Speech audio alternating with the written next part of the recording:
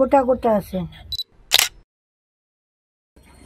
আজকে ঠান্ডায় আগুনে হাত সেঁকতে সেঁকতে গাও গরম হয়ে গেছে। আচ্ছা এখন আমি থাকতে পারছি না, এত ঠান্ডা। গরমের জামা গায়ে দিছি তাও আমাকে কাঁপাচ্ছে। ওরে বাবা, আমি কি করে রান্না করব বলুন তো? যাই হোক, রান্না তো আমার করতেই হবে, কারণ শীত গ্রীষ্ম বর্ষা রান্নাই আমার ভরসা। আজকে তো পৌষ সংক্রান্তি, মানুষের উঠানে গোবর দেয়, অনেক করে, সে গুঁড়োর ছাপ দেয়, অনেক কিছু অনেকে করে, আমাদের আলপন দেয়। তা যাই হোক, আজকে তো আমার পিঠা বানাইতে হবে, আপনারাও সবাই বানান। আজকে আমি পৌষ সংক্রান্তি উপলক্ষে আজকে আমি চষি বানাবো।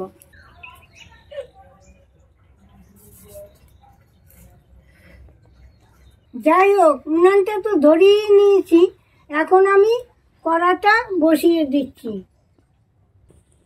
এইবার আমি জল দিয়ে দিচ্ছি ফুটুক। এটা হয়েছে আতপ চাল, কি মিহিন হয়েছে দেখেন। প্রতিদিন তো আমিই করি, কিন্তু এই গুঁড়িটা আজকে আমি করি নাই। এই গুঁড়িটা বোর বুনে দিয়ে গেছে আমারে, তাই এই গুঁড়িটা দিয়ে আমি চষি বানাবো। জলটা ফুটে গেছে, এবার আমি গুঁড়িটা দিয়ে দিচ্ছি।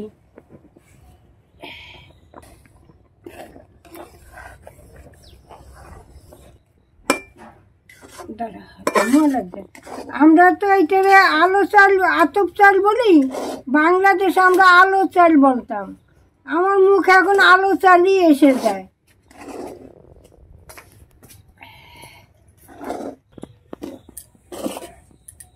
এইটা কাই খুলে নিচ্ছি, এটারে কাই বলে।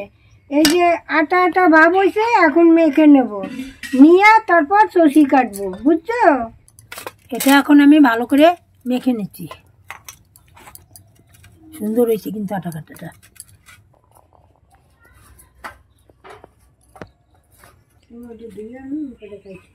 আমি কিছু কাটবো। এইবার আমি এটারে ছড়া পাকাইয়ে নিচ্ছি, তারপরে কাটবো।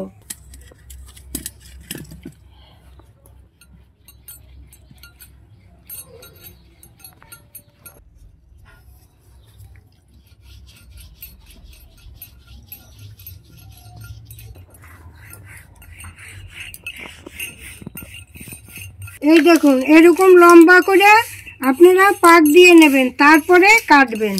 এই যে এরকম করে ফেলে দিতে হয়। এই যে আবার নিলাম, এগুলো এরকম করে করতে হয় আর কাটতে হয়, নাহলে ফেটে যায়। এইবার আমি কেটে নিচ্ছি।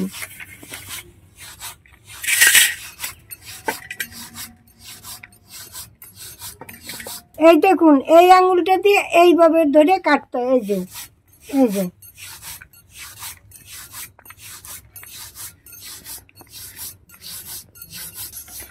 এই চষি পিঠা আমরা কিন্তু খুবই ভালো খাই, খালি দুধে ক্ষীরের মতো লাগে। আবার বাংলাদেশে কিভাবে রান্না করতাম, রসটা লাল হইতো, তার মধ্যে পিঠা ছেড়ে দিতাম। ওইটা হচ্ছে রসের পিঠা, দুধ দিত না। ওই এক রকমের, আর এক রকমের নারকেল রসের মধ্যে দিয়ে এগুলো ছেড়ে দিত। এই চষি অনেক রকম খায় বাংলাদেশে। এটা রস কিন্তু খেজুরের রস, জাল দিতে দিতে লাল হবে, তারপরে এই পিঠাগুলো ছেড়ে দিতে হবে, খেতে খুব ভালো লাগে। তাই যে বাংলাদেশে আউশের চাল বলতো, ওই কাঁচা কাঁচা রস আর চাল, সিদ্ধ চাল দিয়ে জাল দিত, পায়েস হইতো, খেতে যা লাগতো না।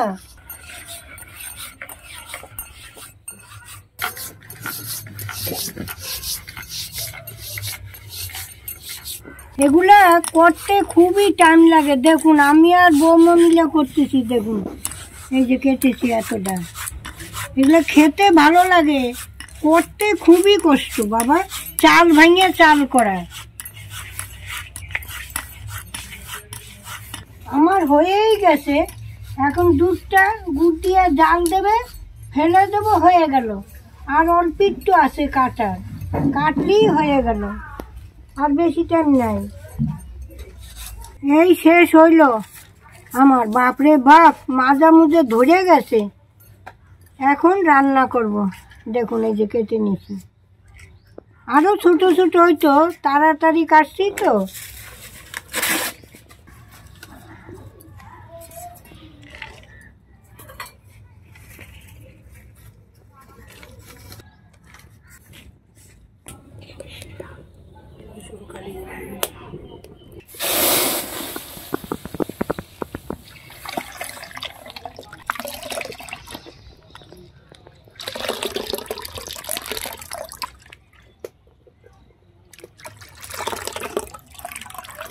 তিনটা প্যাকেট দেওয়া হয়েছে 500, 1.5 কিলো দুধ আছে এই জায়গা।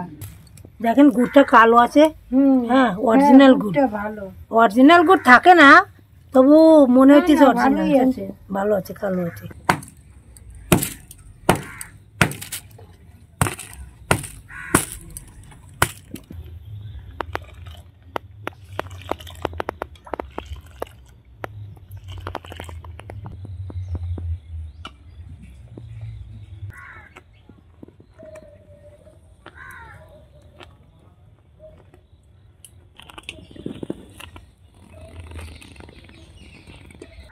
এইবার আমি গুড়টা দিয়ে দিচ্ছি।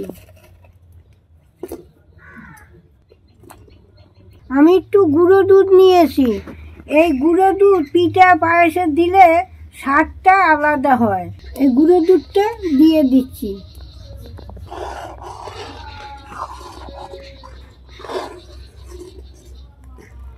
এইবার আমি পিঠাগুলো দিয়ে দিচ্ছি।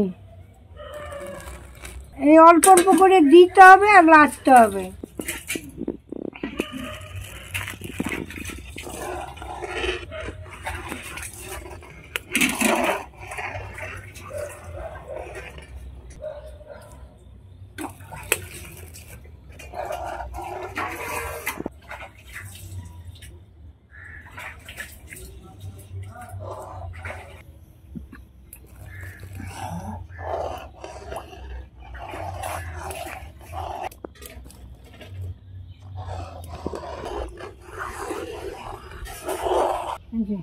হয়ে গেছে আমার।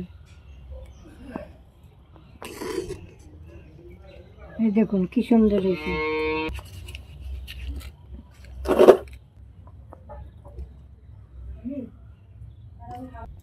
দেখুন গোটা গোটা আছে, কালারটা তো খুব সুন্দর হয়েছে।